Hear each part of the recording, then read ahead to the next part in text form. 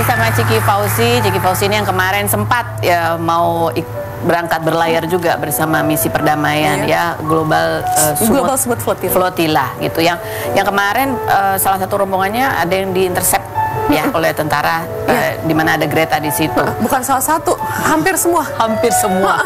Astaga. Jadi ada kapalnya Ustadz Hussein yang akhirnya belok kiri ke Siprus. Karena kalau bisa jangan semuanya diintercept. Oke, berarti kan gini, kamu berangkat, tadi kan bilang ada banyak ya resiko terburuk, karena ranjau juga ada kemungkinan. Berarti ketika kamu berangkat, kamu tuh ngomongnya gimana sama ayah? Itu kan udah tahu resikonya tuh. Iya, ayah bilang aku gila sih. Cuman akhirnya ayah paham. Jadi pas aku habis daftar, aku kisi-kisi dulu ke ayah. Jadi ada ini, terus aku daftar. Terus tiba-tiba kata temen aku, kayaknya aku dipilih deh. Terus adek apa gila ya gitu. Enggak, ayah belum bisa kasih izin. Terus aku jadi diam. Terus aku kasih pemahaman ke ayah gini. Dan ini tuh kayak hal yang emang aku udah voicing out dari zaman dulu, bahkan dari zaman kuliah, karena classmate aku kan banyak yang orang Palestine kan di Malaysia, karena Malaysia kan segitu supportnya sama Gaza dan Palestina. Terus yaudah akhirnya ayah berusaha paham. Ayah hubungin ustadz-ustadz yang ayah kenal, Ustadz Bahtiar Nasir, Ustadz Hussein Gaza yang emang menggarap IGPC ini, Indonesia Global Peace Convoy gitu. Yang jadi itu yang tergabung di Indonesia ikutnya ke situ, terus baru ikut ke ayah nitip-nitipin atau apa? Dan akhirnya di event pelepasan itu ayah dateng, yang rencananya mau cari tahu dulu, ngobrol gitu-gitu. Aku langsung dipanggil ke depan gitu, jadi aku sempet kayak nangis, ya Allah ayah, semoga ayah ridho ya, karena I'm going dan aku butuh ridho ayah gitu. Dan ayah akhirnya paham sih.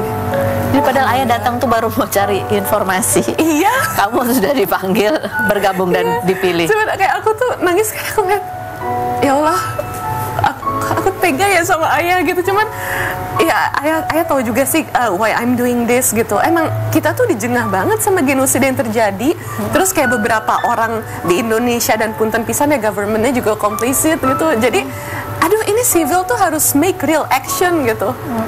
Ketika kamu lihat bahwa ya banyak kapalnya kemudian diintercept betul-betul terjadi gitu, apa yang berkecamuk di benak kamu bahwa ada kemungkinan kamu juga akan, kalau kamu berangkat kamu ada di situ juga gitu? Aku udah siap sih. Kamu udah siap? Iya, bukan siap untuk melawan ya, siap untuk ikut menjadi bagian itu apapun kadarullah.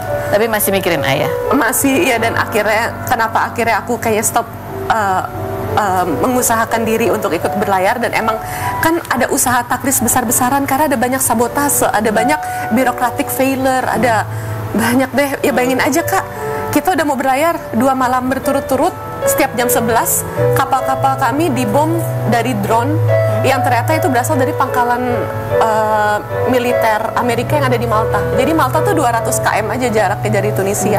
Jadi sebenarnya kamu kalau mau maksain bisa tuh. Aku nggak tahu bisa atau enggak, karena sebenarnya Indonesia tuh paspornya nggak kuat. Beda sama Malaysia. Malaysia kan nomor 5 paspor terkuat di dunia kan. Terus pemerintah Malaysia emang segitu supportnya.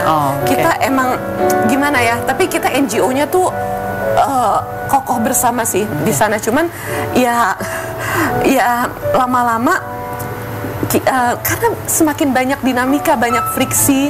Terus karena banyak kapal-kapal dari Barcelona ke Tunisia, jadi nggak bisa dipakai berlayar untuk mengarungi Laut Mediterranean ke Gaza, karena Gaza itu tantangan tersendiri, tapi Laut Mediterranean juga tantangan banget. Jadi banyak tantangan. Jadi emang pengurangan relawan secara sangat signifikan, dan dipilih komposisi yang kuat dari negara-negara yang let's say Israel. Jadi kalau Israel mau nyerang satu kapal itu, mereka mikir-mikir gitu. Oke, baiklah.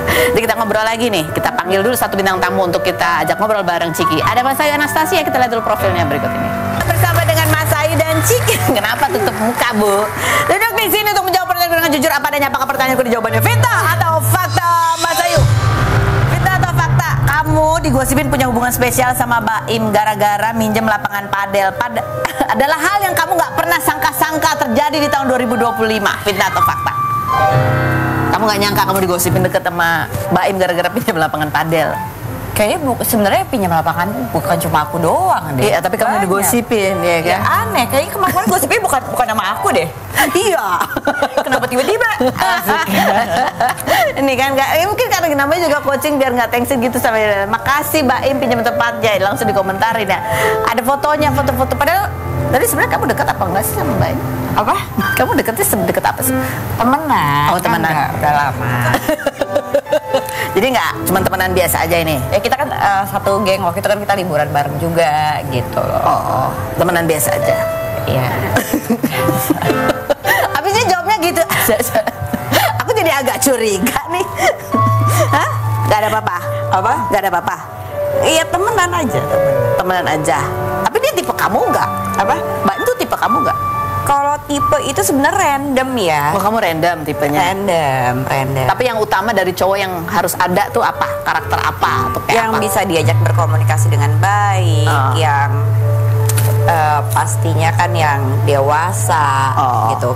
Karena kadang-kadang umur itu tidak menjamin kedewasaan orang.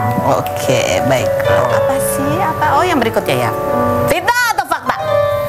Ciki, Iya. bahwa kemarin kepergian kamu mengikuti global sumut flotilla itu banyak yang komennya negatif, bahkan membawa-bawa status kamu yang masih Wah, iya. single. Jawabannya setelah berikut ini, jangan kemana-mana. Tapi Rubino Secret. Wah.